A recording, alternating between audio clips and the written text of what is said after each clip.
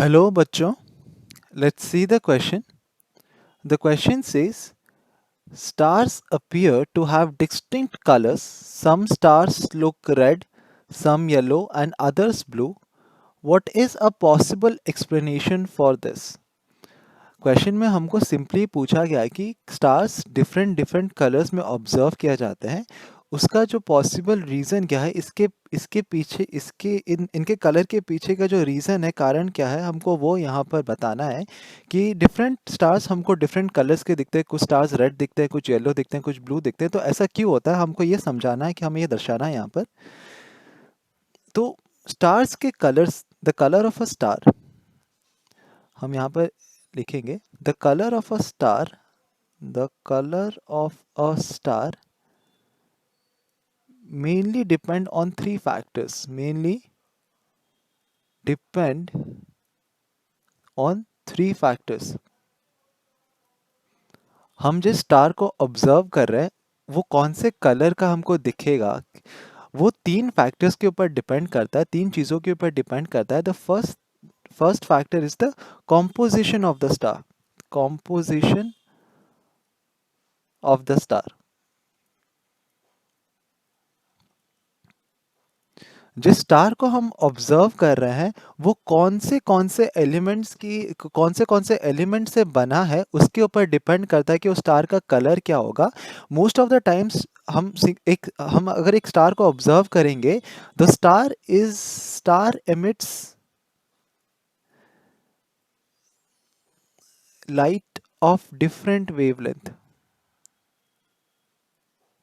वो कोई single wavelength का फोटोन की लाइट नहीं एमिट करता, रादर एक सीरीज में, एक रेंज में वो एमिट करता है। हमारे स्टार से जो लाइट आता है वो लाइट डिफरेंट डिफरेंट वेवलेंथ्स में एग्जिस्ट करता है, और किस वेवलेंथ का लाइट उस स्टार से एमिट हो रहा है वो डिपेंड करता है composition of the star. Mainly हमारा स्टार कौन से एलिमेंट से बना है उसके ऊपर डिपेंड करता है कि हमारा जो कलर है वो उसके ऊपर डिपेंड करता है।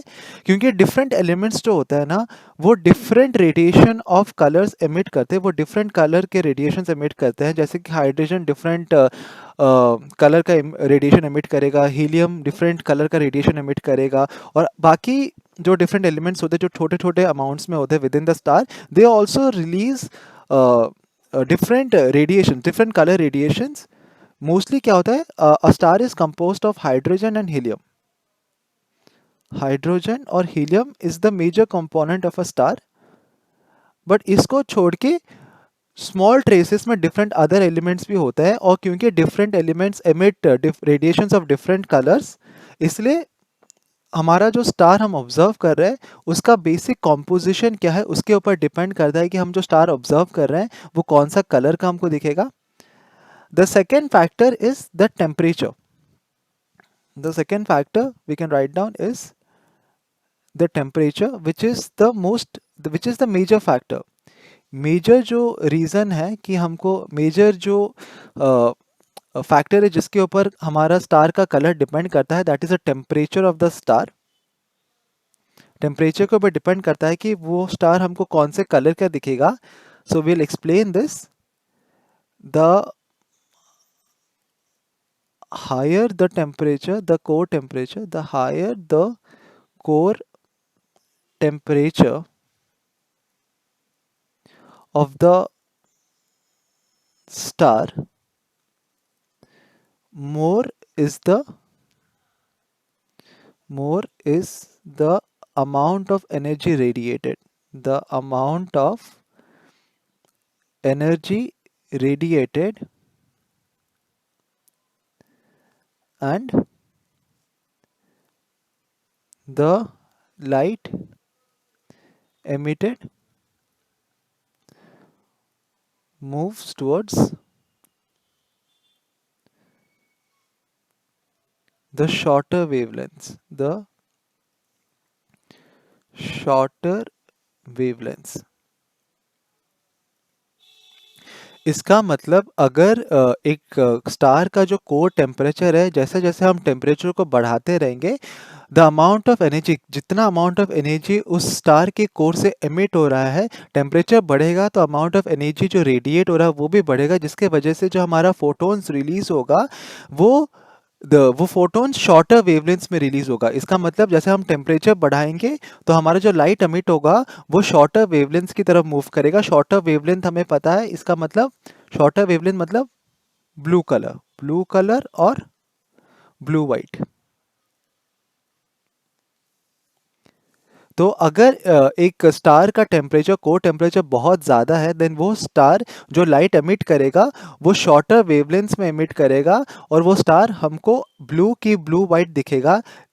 ऑन द अदर हैंड, अगर हमारा जो स्टार हम ऑब्जर्व कर रहे हैं, अगर वो स्टार का जो कोर टेम्परेचर है अगर वो कम होगा as compare to other stars, अगर वो ठंडा होगा, अगर उसका टेम्परेचर, कोर टेम्परेचर ज़्यादा नहीं होगा, देन वो जो लाइट एमिट करेगा उस लाइट का जो वेवलेंथ होगा that would be higher wavelength, वो higher wavelength of light emit करेगा, जिसके वजह से हमको जो वो स्टार दिखेगा वो येलो दिखेगा, नहीं तो रेड दिखेगा, क्योंकि हमें पता है कि रेड और येलो कलर का जो वेवलेंथ होता है एज कम्पेयर टू ब्लू वो ज़्यादा होता है।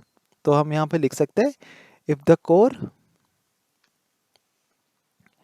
if the core temperature of the star is less, the photons or the light emitted is in the longer wavelengths,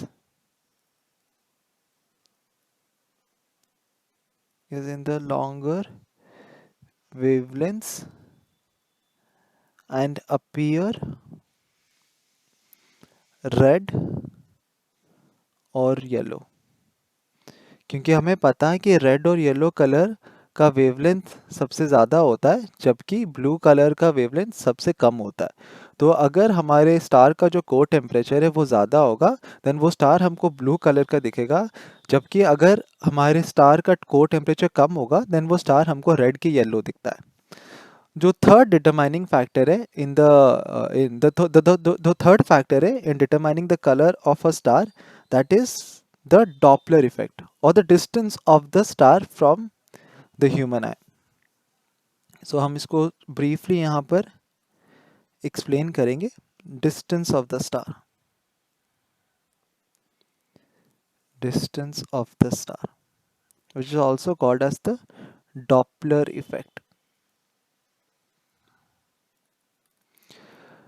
हमें पता है कि अगर डॉपलर इफेक्ट के अकॉर्डिंग टू डॉपलर इफेक्ट, अगर ये हम ऑब्जर्वर है और ये अगर हम ऑब्जर्वर है और ये हमारा सोर्स ऑफ साउंड है कि लाइट है, तो जैसे जैसे हमारा जो सोर्स है वो ऑब्जर्वर की तरफ मूव करता है, then the the body that is moving that appears to be blue, appears to be appears to be more blue, जिसको हम कहते हैं ब्लू शिफ्ट। इसको हम ब्लू शिफ्ट भी कहते हैं। सिमिलरली अगर ऑब्जर्वर यहाँ पर है और हमारा सोर्स ऑफ लाइट या साउंड ऑब्जर्वर से दूर मूव कर रहा है, ऑब्जर्वर से दूर जा रहा है, then that body appears more red, which is also called as red shift. So depending upon जिस स्टार को हम ऑब्जर्व कर रहे हैं, क्या वो हमारे तरफ आ रहा है कि हमसे दूर जा रहा है, डिपेंडिंग अपॉन दैट वो स्टार हमको इधर रेड दिखेगा नहीं तो ज़्यादा ब्लू दिखेगा, जिसको हम डॉपलर इफेक्ट भी कहते हैं। तो ये तीन फैक्टर्स है जो डिटरमाइन करता है कि, जो ये बताता है कि हमारे जो स्टार्स होते हैं वो डिफरेंट डिफरेंट कलर्स के क्यों दिखते हैं। I hope you understood the concept well. Best of luck.